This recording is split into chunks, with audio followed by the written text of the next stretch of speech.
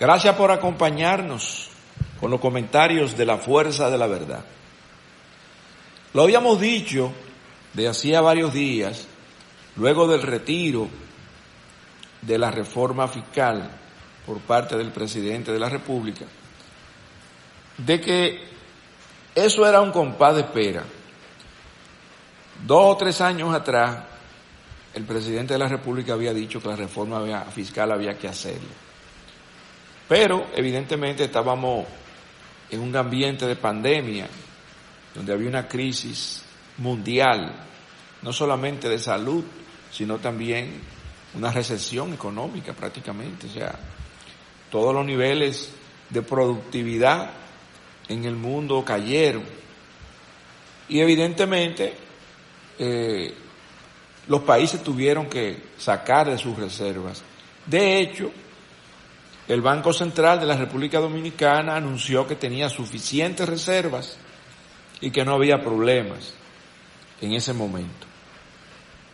Entonces, ahora con el retiro de la reforma fiscal, pues han habido nuevos comentarios, nuevos indicadores o iniciativas, comentarios de personalidades representativas de diferentes sectores que aparentemente están empujando la idea de que se retome la reforma fiscal.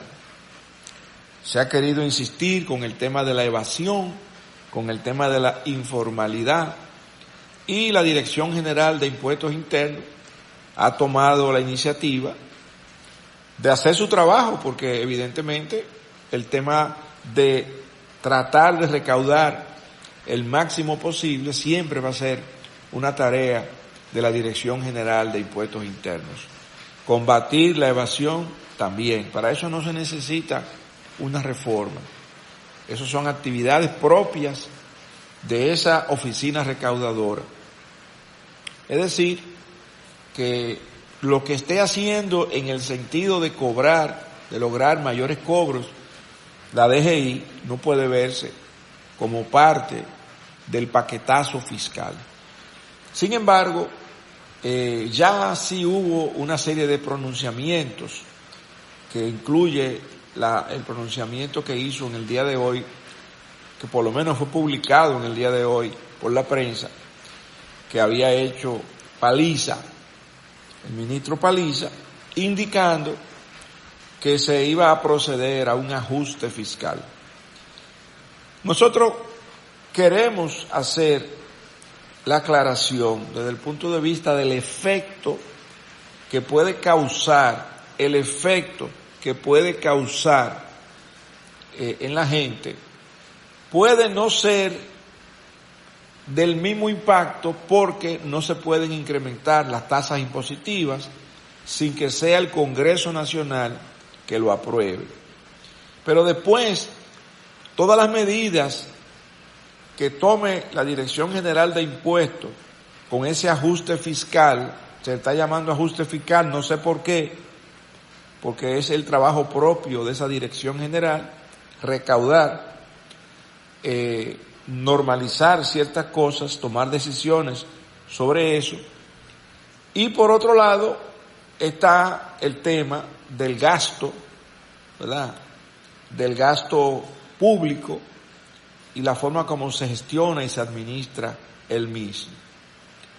No sabemos todavía lo que pudiera significar ese ajuste fiscal. Es una palabra que atemoriza un poco, porque nos trae a la memoria que precisamente ese fue el concepto que se utilizó en el año 1984, un ajuste fiscal.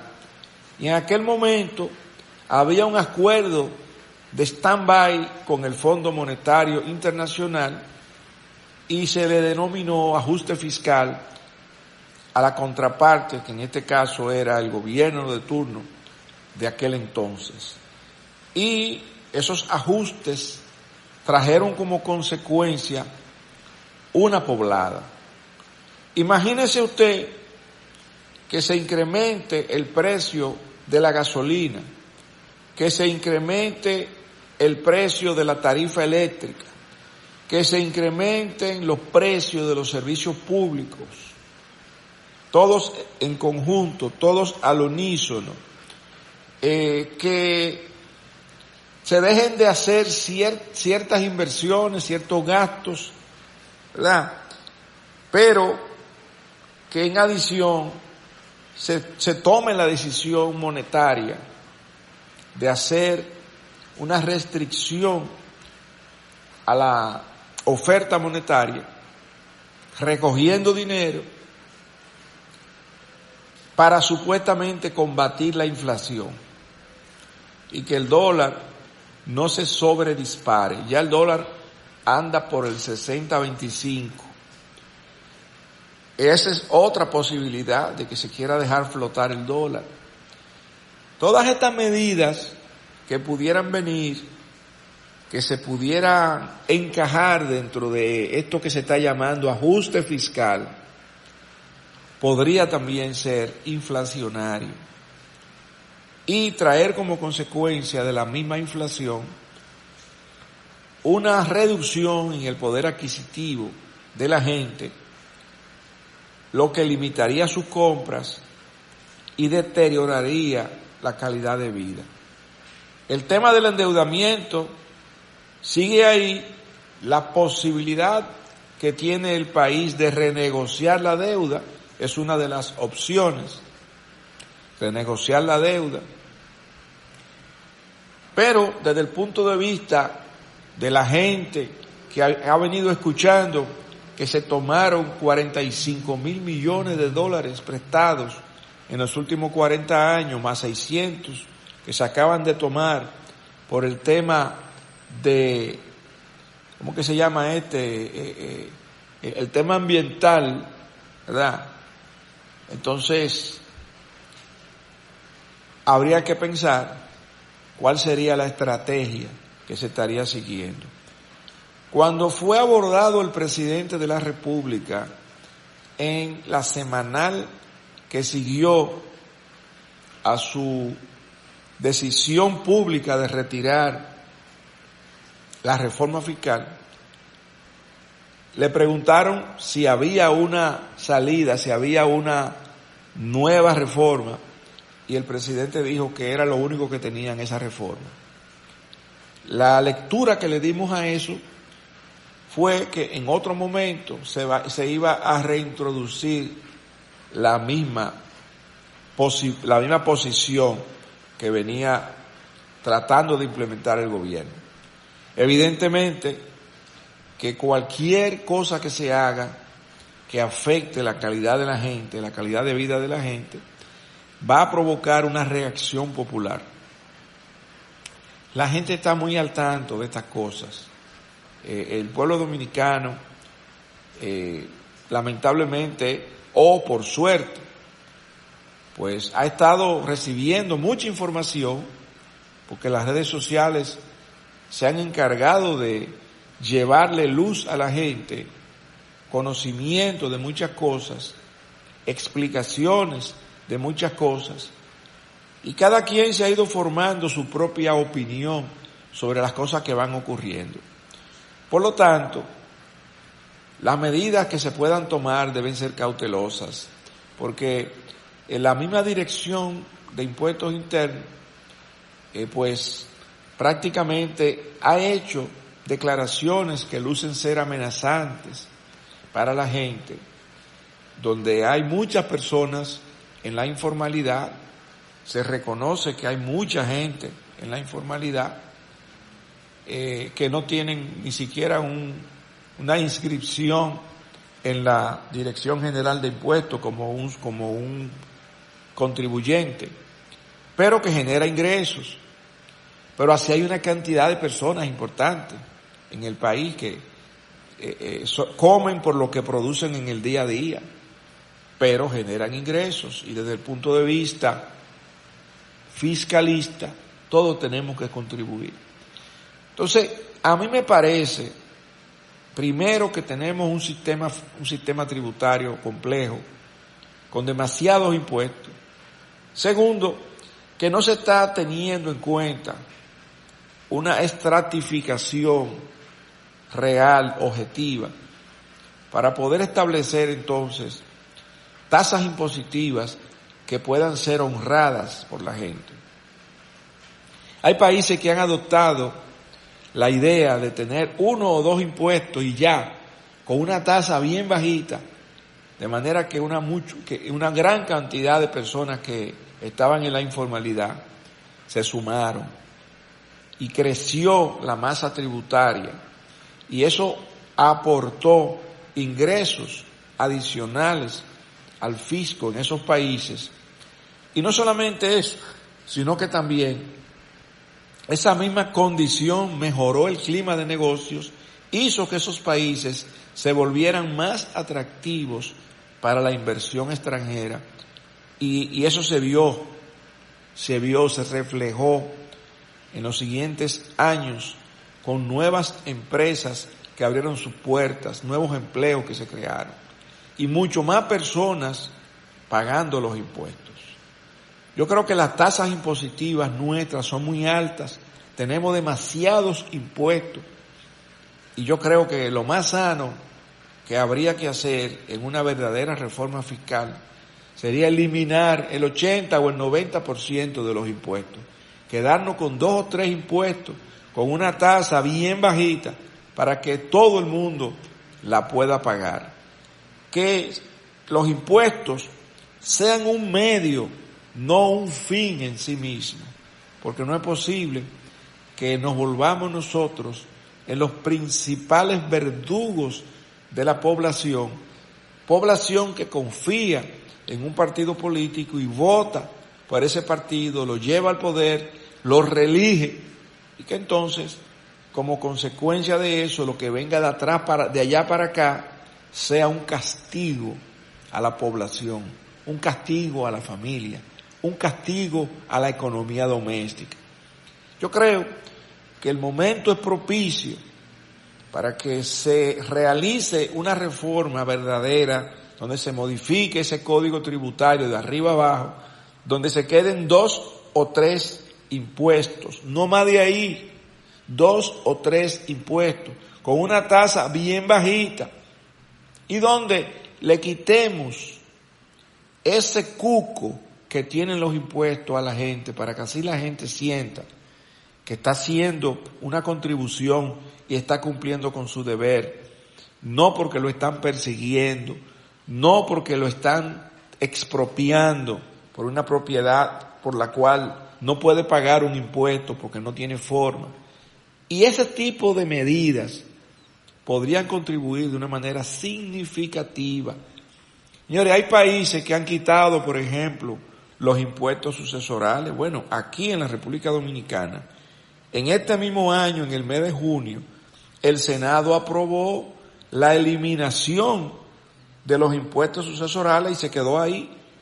Estaba supuestamente pendiente de que los diputados pues tomaran eso y también le dieran su aprobación, y de repente usted, además del dolor que siente por la muerte de un familiar, no tenga usted entonces que encima de eso tenía que endeudarse probablemente para poder pagar el sepelio, entonces tenía que pagar impuestos por algo que ya sus padres pagaron, porque sencillamente ellos dejaron esa propiedad en la cual usted vivió, dejaron esos activos.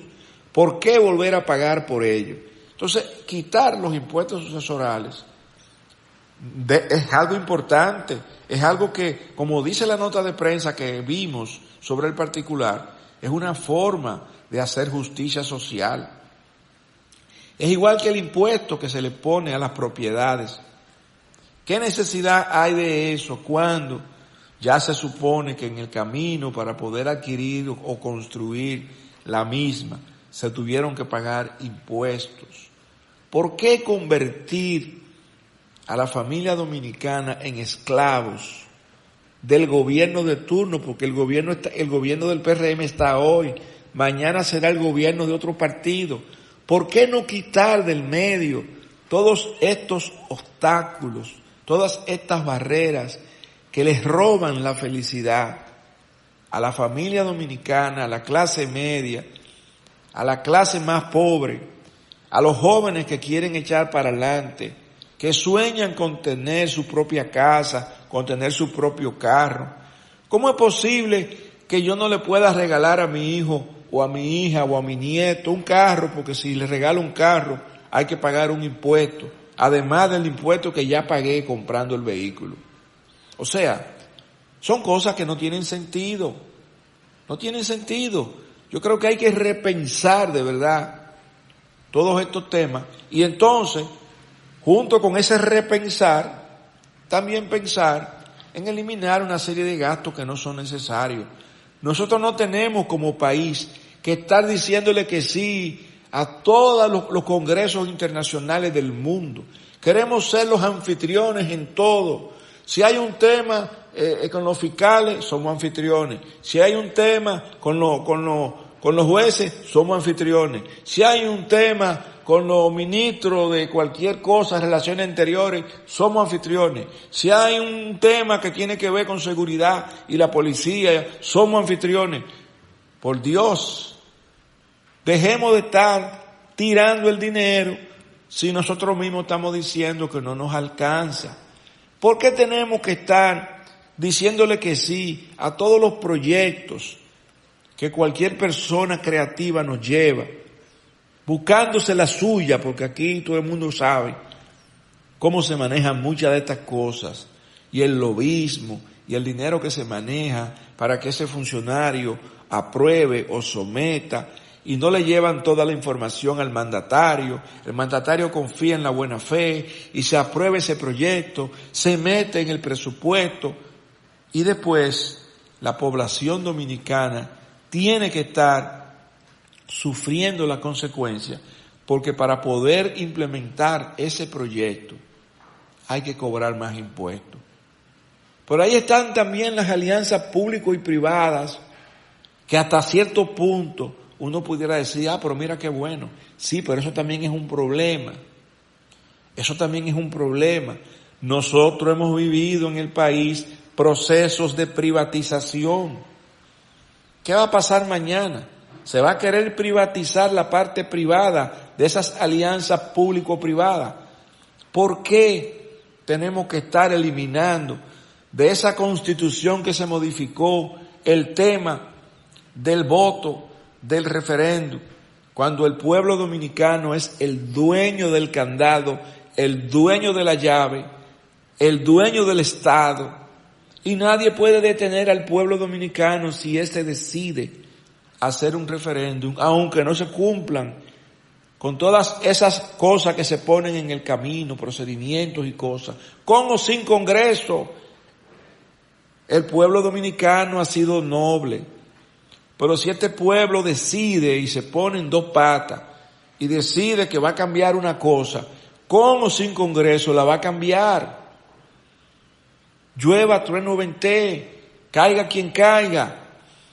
Entonces, ¿por qué tenemos que quitarle una prerrogativa tan sana al pueblo dominicano con el tema del referéndum? ¿Qué miedo es que tenemos? ¿Qué miedo es que tenemos? Entonces, no es posible. Eso es algo improcedente, es contraproducente, es un despropósito. Entonces, lo único que le estamos dejando al pueblo dominicano es la rebeldía, la rebelión, la desobediencia civil con todos estos temas. Porque ni siquiera le dejamos el camino para que se haga un referéndum donde el pueblo apruebe o desapruebe, ratifique si quiere, como nosotros hemos sugerido, que el pueblo ratifique a medio término. Si usted no da pie con bola, y usted es síndico, regidor, diputado, senador, y usted no da pie con bola, se va. Y punto, como dicen ese cuento vulgar que anda por ahí, échale saliva, se fue y se sustituye por alguien, por el que quedó en segundo lugar.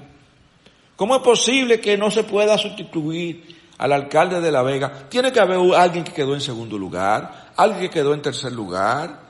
¿Y por qué tiene que ser del partido el diputado, el senador, cuando se supone que el voto es directo, cuando se supone que yo estoy ejerciendo mi derecho a elegir y a ser elegido Y si yo voté por ese síndico, no fue por el partido que yo voté, fue por ese síndico. El partido es un medio, el partido no es un fin. Por eso tenemos un disparate de partidocracia aquí. Y ahora no se sabe cómo se va a sustituir el alcalde de La Vega. Eso da vergüenza.